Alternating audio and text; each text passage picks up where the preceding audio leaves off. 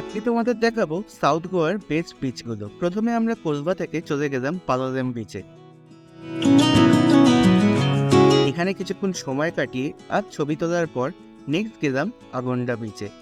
এই বিচটা পালোলেমের থেকেও বেশি সুন্দর ছিল। সুন্দর সবুজ জল দেখে আমরা সবাই অল্প পা ভেজানোর লোভ সামলাতে পারলাম না। এরপর আমরা গেলাম ক্যাপোডেরামা ফোর্টে। কিছুটা সিঁড়ি বেয়ে ওঠার পরই এখান থেকেও ভিউ ছিল অসাধারণ।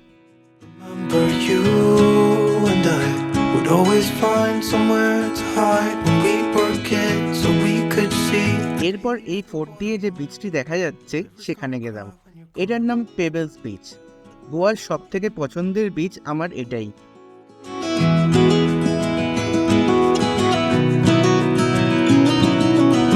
এরপর লাঞ্চ করার পর আমরা গেলাম দ্য কেপ গোয়া।